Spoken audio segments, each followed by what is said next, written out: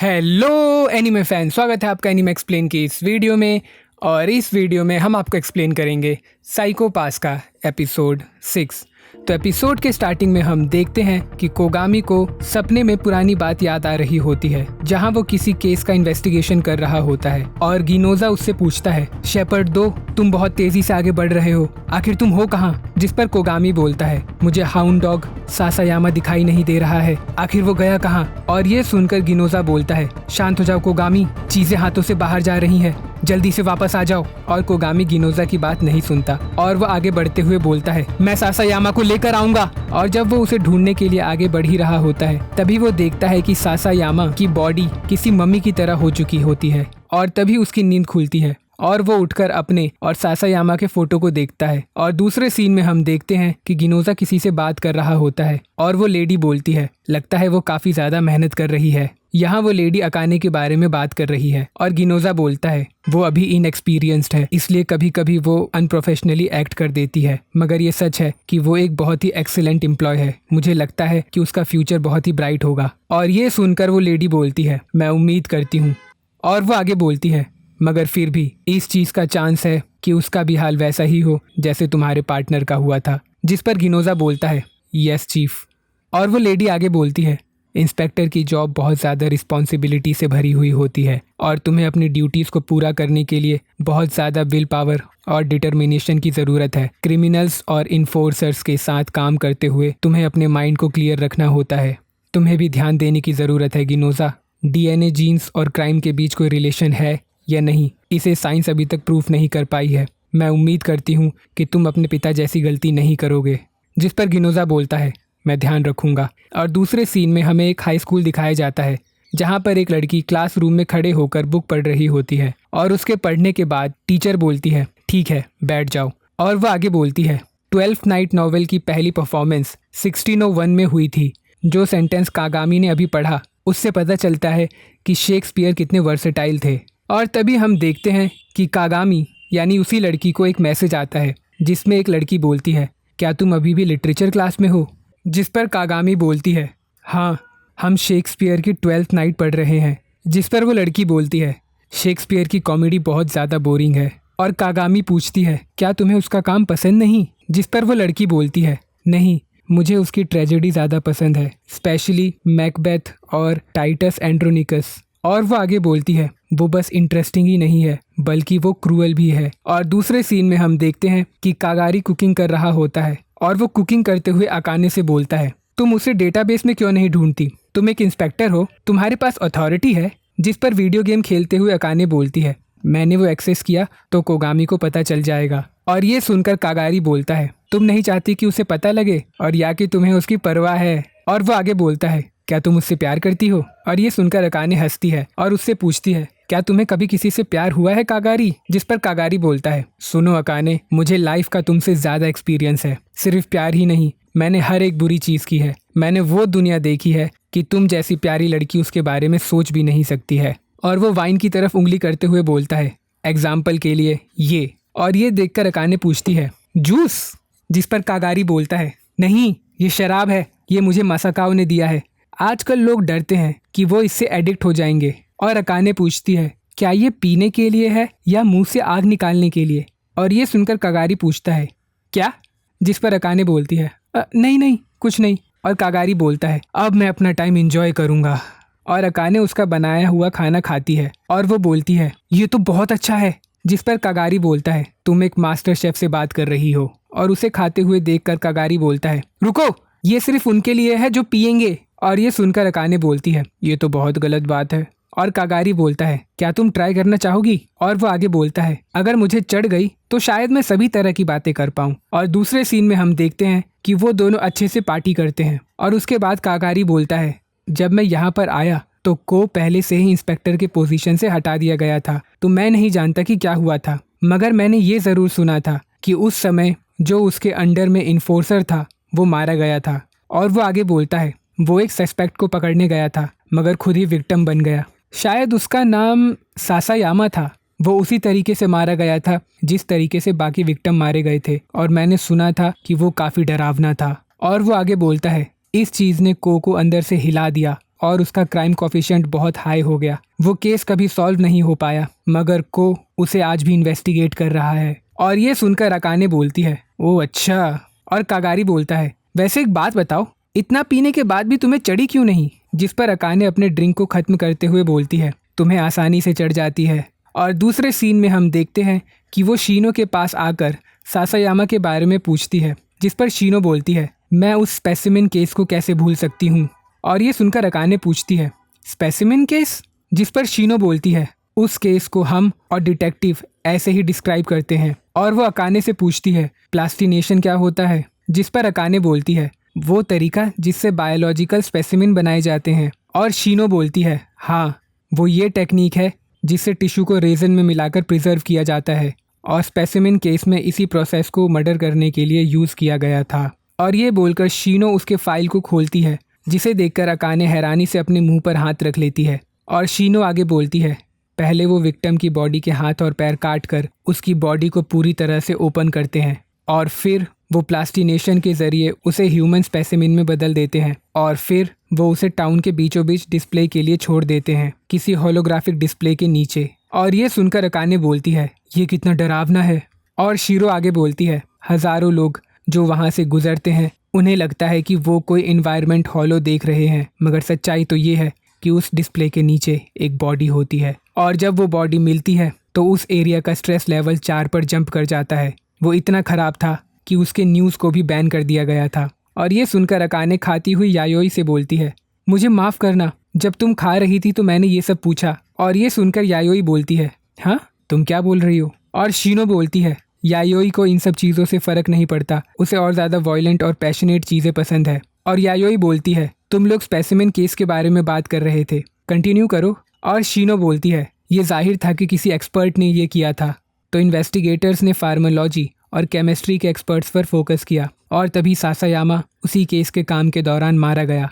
और एंड में एक बिल्कुल ही अलग इन्वेस्टिगेशन के दौरान, जो कि हाई स्कूल का मिसिंग टीचर था, उन्हें उसके अपार्टमेंट में प्लास्टिनेशन रेजिन मिला। और वो आगे बोलती है, ये आदमी है टोमा कोजाबुरो। इसके गायब होते ही क्राइम रुक गया। इसमें कोई शक नहीं था कि यही सस्पेक्ट था, मगर हमारे पास कोई पुख्ता सबूत नहीं थे और अंत में ये बस एक अनसॉल्व मिस्ट्री बनकर रह गया। और ऊपर से टोमा केमिस्ट्री के बारे में कुछ भी नहीं जानता था, तो आखिर वो रेजन किसने बनाया, एक मिस्ट्री है। और अकाने पूछती है, इसका मतलब कि उसके साथ कोई साथी भी था? जिस पर शीनो बोलती है, मैं नहीं जानती कि हम उसे साथी कह भी सकते हैं या नहीं, क्योंकि हम ये भी नहीं जानते कि उन्हें ये पता था भी कि नहीं कि उनका बनाया रेजन ऐसी चीज़ों के लिए यूज़ होगा। और ये भी एक मिस्ट्री है कि उन्हें वो कैसे मिला। और दूसरे सीन में हम देखते हैं कि अकाने अपने दोस्त के साथ कैफ़े में बैठी हुई होती है और उसकी पहली वाली दोस्त बोलती है, लगता है तुम्हारा दिन हमेशा की तरह मुश्किल गुजरा है। और अकाने बोलती है, तुम्हें कैसे पता? जिस पर उसकी दोस्त बोलती है, तुम्हारे इस चमचमाते हुए चेहरे को देखकर कोई भी ये बता सकता है। और उसकी दूसरी दोस्त बोलती है, तुम्हारा काम काफ़ी मुश्किल होगा ना, क्योंकि तुम्हें काफ़ी सारी चीज़ों को कॉन्फिडेंशियल रखना पड़ता है। और अकाने बोलती है, तुमने सही कहा, ये बहुत मुश्किल है। और उसकी दूसरी वाली दोस्त पूछती है, क्या ये सब तुम्हारे उसी अजीब से कलीग के बारे में है? जिस पर अकाने बोलती है, मैं अब भी नहीं जानती कि वो कैसा है, और ऐसा लगता है कि पहले वो उसी पोजीशन पर था जिस पर मैं हूँ। और ये सुनकर उसकी फ्रेंड बोलती है, क्या वो तुम्हारी ही तरह एक ऑनर स्टूडेंट था? क्या उसका भी टेस्ट में 700 से ऊपर स्कोर आता था? जिस पर अकाने बोलती है, सही कहा, ऐसा ही। और उसकी दूसरी फ्रेंड पूछती है, ये बस मेरा थॉट है कि तुम और तुम्हारा कलीग एक जैसे हैं। और तभी उसे गिनोजा का कॉल आता है और वो वहाँ से जाते हुए बोलती है, माफ़ करना, मुझे जाना पड़ेगा, ये थोड़ा अर्जेंट है। और दूसरे सीन में हम वही हाई स्कूल देखते हैं जहाँ पर कागामी और एक लड़की आपस में बैठकर लंच कर रहे होते हैं। और वो लड़की बोलती है, कुजाहारा सात्सुकी अभी तक मिसिंग है। और उसकी दोस्त आगे बोलती है, मैंने सुना है कि टीचर्स को इस बारे में चुप रहने के लिए ऑर्डर मिला है ताकि स्टूडेंट्स में उथल पुथल न मच जाए। और ये सुनकर कागामी पूछती है, इससे तो परेशानी और बढ़ जाएगी। जिस पर उसकी दोस्त बोलती है, हम कम एज की लड़कियों को यहाँ पर सोसाइटी से अलग रखा जाता है ताकि हमारा साइकोपाथ ज़्यादा क्लाउडी ना हो जाए, इसलिए वो प्रॉब्लम्स को छुपा देते हैं और साथ ही उन्हें हमारे पेरेंट्स को अच्छी चीज़ें दिखानी होती हैं। और कागामी बोलती है, मुझे डर लग रहा है। और उसकी दोस्त बोलती है, और भी बहुत स्कैरी रूमर्स हैं जो काफ़ी डरावने हैं। इस स्कूल में जो टीचर पढ़ाया करते थे वो असल में। और वो ये बोल ही रही होती है, तभी वहाँ रिकाको आती है जिससे कागामी क्लास के दौरान बातें कर रही थी। और उसे देखकर सभी स्टूडेंट्स उसकी तारीफ करने लगते हैं। और ये देखकर उसकी दोस्त बोलती है, मुझे समझ नहीं आता और योई रिकाकू इतनी पॉपुलर क्यों है। जिस पर कागामी बोलती है, वो सुंदर है, स्मार्ट है, तो ये तो जाहिर सी बात है। और उसकी दोस्त बोलती है, मुझे तो उसे देखकर डर लगता है। कभी कभी उसकी आंखें एकदम खाली लगती हैं, जैसे कि वो किसी और ही डायमेंशन में देख रही हो। तभी रिकाको उनकी टेबल की तरफ आती है और बोलती है, तुम्हारे लंच के दौरान इंटरप्ट करने के लिए माफ़ी चाहूँगी, मगर तुम दोनों ही किसी भी क्लब में नहीं हो, है ना? एजुकेशनल एक्टिविटी क्लब जैसे हमारे स्कूल में है, आजकल बहुत रेयर है, तो इसे मिस करना काफ़ी बुरा होगा। और ये सुनकर उसकी फ्रेंड पूछती है, क्या तुम हमें शामिल करवाना चाहती हो? जिस पर रिकाको बोलती है, सही कहा, मैं आर्ट क्लब की प्रेसिडेंट हूँ। अगर तुम चाहो तो हमसे क्लब रूम में आकर मिल सकती हो। और वो उसकी फ्रेंड से आगे बोलती है, और हाँ शिमोत्सुकी, मैं कभी कभी अपने थॉट्स में खो जाती हूँ, मगर ऐसा नहीं है कि मैं किसी और डायमेंशन में देख रही हूँ। मैं कोई एलियन नहीं हूँ। और ये बोलकर वो वहाँ से चली जाती है। और कागामी उससे बोलती है, मीका, उसने तुम्हें सुन लिया बेवकूफ़। जिस पर मीका बोलती है, सॉरी। और दूसरे सीन में हम देखते हैं कि रिकाको क्लब रूम में कुछ ड्रॉ कर रही होती है, जो दिखने में बहुत ही ज़्यादा ऑब्सर्ड और डिस्टर्बिंग लग रहा होता है। तभी वहाँ एक लड़की आती है और उसे देखकर रिकाको बोलती है, आने के लिए तुम्हारा थैंक्स। और वो उससे बोलती है, मैंने तुम्हारे फादर के बारे में सुना, तुम्हारी माँ के न्यू हस्बैंड के बारे में। और ये सुनकर वो लड़की बोलती है, तो तुमने इसे नोटिस किया? और रिकाको बोलती है, बिल्कुल, मैं तुम्हें इतने समय से देख रही थी। और ये सुनकर योशिका रोने लगती है और रिकाको पूछती है, क्या तुम मुझे बताना चाहती हो कि क्या हुआ? और रोते हुए योशिका बोलती है, वो आदमी अपनी आंखों से मुझे घूरता है।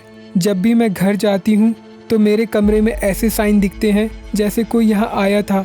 और रिकाको बोलती है, तुम इसके बारे में अपनी माँ से बात नहीं कर सकती। जिस पर योशिका रोते हुए बोलती है, मेरे असली पिता हमारे ऊपर बहुत सारा कर्ज छोड़ के गए हैं और मेरी माँ खुद से उसे कभी नहीं चुका सकती, इसलिए हमें उस आदमी पर डिपेंड रहना पड़ता है। मगर पिछले हफ्ते एक चेकअप के दौरान मेरा साइको पास बहुत ज़्यादा क्लाउडी निकला। अगर मैंने कुछ नहीं किया तो। तभी रिकाको उससे बोलती है, ऐसा लगता है कि तुम्हारे पास कोई चॉइस नहीं है। मैं समझ सकती हूँ, तुम्हारे लिए ये काफ़ी मुश्किल रहा होगा। आज के समय में सिस्टम सभी की एबिलिटीज़ को डिटरमाइन करता है और हमारे पास कोई चॉइस नहीं होती उस ज़िंदगी को जीने के अलावा। और हर हाल में सेटिस्फाई रहना ये हम पर थोपा जाता है और हम हमारे असली सपनों को कभी पूरा नहीं कर पाते। और वो आगे पूछती है, क्या जो तुम बनना चाहती हो उसे डिस्कवर नहीं करना चाहती? क्या तुम अपने ट्रू वर्थ को पता नहीं लगाना चाहती? और वो आगे बोलती है, मैं तुम्हारे अंदर की असली ब्यूटी को देख सकती हूँ।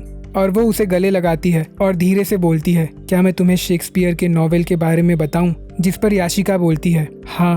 और रिकाको बोलती है, टाइटस एंड्रोनिकस में मुझे टाइटस की बेटी नवीना का कैरेक्टर बहुत अच्छा लगता है। वो अपने पिता के कारण मुसीबत में पड़ी, दुश्मनों ने उसका रेप किया, उसकी जीभ काट दी और उसके बाद उसके हाथ काट दिए। बेचारी लावीना, वो अपने पिता के कारण मारी गई। और दूसरे सीन में हम देखते हैं कि गिनोजा कानेहारा से पूछताछ कर रहा होता है और गिनोजा उससे बोलता है, काफ़ी सारी चीज़ें ऐसी हैं जो इंसान कर सकते हैं मगर जानवर नहीं। उनमें से एक है सेफ्टी कंट्रोल। ह्यूमंस के पास सेफ्टी डिवाइस है, इन्फोर्सर्स भी सेफ्टी डिवाइस से इक्विप्ड होते हैं जिन्हें इंस्पेक्टर कहा जाता है। और अगर पॉइंट पर आऊँ तो जो ड्रोन तुम कंट्रोल कर रहे थे उसका सेफ्टी कंट्रोल ख़राब था। वो ड्रोन पूरी तरह से सेफ होने चाहिए थे और फिर भी उनके मेमोरी कार्ड ने उन्हें लोगों को मारने दिया। और वो आगे पूछता है, तुम्हें वो कहाँ से मिला? और दूसरे सीन में शीनो बोलती है, कानेहारा का सेफ्टी कैंसलर चिप जो उसने हाचियोजी ड्रोन इंसिडेंट में यूज़ किया था, और मीडो का होलोग्राफिक क्रैकिंग।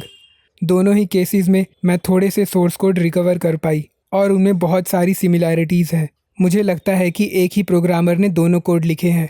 जिस पर गिनोजा बोलता है, ये साफ है कि मीडो सोशल मीडिया से ऑब्सेस था, मगर उसके अंदर इतना स्किल नहीं था कि वो पब्लिक हॉलो के साथ छेड़छाड़ कर सके। ये साफ है कि दोनों कानेहारा और मीडो के पीछे कोई ना कोई प्रोफेशनल साइबर क्रिमिनल है। और टोटोमी बोलता है, मगर कानेहारा की ये गवाही कोई मदद नहीं करने वाली। और ये बोलकर वो इन्वेस्टिगेशन वीडियो प्ले करता है जिसमें कानेहारा बोल रहा होता है, मैं सच बोल रहा हूँ, मुझे एक आदमी ने मेल किया। उस लेटर में कोई नाम नहीं था और ना ही कोई रिटर्न एड्रेस था। उसमें लिखा था कि ये किसी ऐसे आदमी से है जो फैक्ट्री के साथ ग्रज रखता है, जो साथ मिलकर उस जगह को तबाह करना चाहता है। और अकाने पूछती है, ये कोई ऐसा आदमी हो सकता है जो सिर्फ मज़े के लिए क्राइम करता हो? और गिनोजा बोलता है, आखिर वो पर्सन कैसे प्रेडिक्ट कर सकता है कि कानेहारा किसी को मार भी सकता है। और कोगामी बोलता है टोटोमी ने ही कानेहारा के रिकॉर्ड को चेक करके बता दिया था, ऐसा कोई भी कर सकता है और वो चेकअप रिकॉर्ड पब्लिक के लिए अवेलेबल भी है। और टोटोमी बोलता है आखिर वो आदमी मीडो की मदद क्यों कर रहा था। और कोगामी बोलता है ये कानेहारा और मीडो थे जो कुछ करना चाहते थे, उसके लिए इतना काफ़ी था। और वो खड़े होते हुए बोलता है खूनी और खून करने के बीच बस आइटम की ज़रूरत होती है, क्राइम करने के लिए इन दो चीज़ों को मिलाना यही उसका गोल है। और ये बोलकर वो पुराने फाइल को खोजने लगता है और गिनोजा उसके पास आकर बोलता है कोगामी तुम क्या कर रहे हो। जिस पर कोगामी बोलता है गिनो ये वही सेम केस है, कोई वहाँ है जो लोगों को क्राइम करने के लिए उकसा रहा है और उन्हें एक रियल क्रिमिनल बना रहा है। और ये सुनकर गिनोजा उससे बोलता है शांत हो जाओ, उस समय वहाँ एक स्पेशल रीज़न था और इस समय सॉफ्टवेयर क्रैकिंग टूल है, ये चीज़ें पूरी तरह से अलग हैं। इंजीनियर और मिडलमैन दोनों अलग अलग लोग हैं। और अकाने ढूंढते हुए बोलता है कोई तो है जो उन दोनों को मिला रहा है, वही असली मास्टरमाइंड है। और ये सुनकर गिनोजा बोलता है बस बहुत हुआ, तुम एक भूत का पीछा कर रहे हो जो असल में है ही नहीं। और कोगामी बोलता है सासायामा इसे सॉल्व करने वाला था, मैं उसके लिए ये पूरा करूंगा और यही चीज़ मैं पिछले 3 साल से कर रहा हूँ। और दूसरे सीन में हम देखते हैं कि 2 क्लीनिंग ऑफिसर एक फाउंटेन हॉलो के पास खड़े हुए होते हैं और एक फ़ोन पर बात करते हुए बोलता है मैं पब्लिक क्लीनिंग ब्यूरो से हूँ, मैं सेंट्रल फाउंटेन टावर के पास खड़ा हूँ, यहाँ के हॉलोग्राम में डिस्टरबेंस हो रही है, इसके फाउंटेन हॉलो को ऑफ कर दो ताकि हम चेक कर सके। और जैसे ही हॉलो ऑफ होता है वो देखते हैं कि उसके बीचों बीच कुछ रखा हुआ होता है और उसे देखकर दूसरा वाला बोलता है ये कितना डरावना है, क्या ये कोई डॉल है। और दूसरा वाला बोलता है कैसा अजीब सा आर्ट वर्क है, आखिर किसने ये किया होगा। और वो उसके पास आकर बोलता है जब तुम इसे ध्यान से देखो तो ऐसा लगता है कि ये असली है, मुझे नहीं लगता कि मैं इसे घर ले जाना चाहूँगा। और दूसरे सीन में हम देखते हैं कि रिका को योशिका की स्केच बना रही होती है जहाँ पर उसके गर्दन और हाथों में कट होता है। और हम देखते हैं कि उसके पीछे शोगो बैठा हुआ होता है जो बोलता है तुम्हें लगता है कि लावीना खुश होगी अपनी सताई हुई बॉडी से फ्री होकर। जिस पर रिका को बोलती है हाँ, क्योंकि वो लड़की उसे बर्दाश्त नहीं कर पाई और उस शर्म के प्रेजेंस के कारण उसका दुख दोबारा आ जाता। जिस पर शोगो बोलता है सुंदर फूल भी एक दिन गिर जाते हैं, यही सभी लिविंग बींग्स की किस्मत है, ये बिल्कुल नेचुरल है कि अगर कोई उनके पूरे खिले हुए रूप में उन्हें प्रिजर्व करके रखना चाहे। अगर तुम उससे सच में प्यार करती हो जैसे वो तुम्हारी खुद की बेटी हो तो क्या तुम ऐसा कहती जैसे टाइटस ने कहा मार दो उसे जिसके कारण मेरे आंसुओं ने मुझे अंधा कर दिया। जिस पर रिकाकी बोलती है फिर ये एक प्रॉब्लम होती क्योंकि मुझे अभी भी बहुत सारे ड्राइंग्स कंप्लीट करने हैं। और यही खत्म होता है ये एपिसोड। आई होप आपको वीडियो अच्छा लगा। आपको वीडियो अच्छा लगा तो आप इस वीडियो को लाइक कर सकते हैं, इस चैनल को सब्सक्राइब कर सकते हैं और इसे शेयर कर सकते हैं।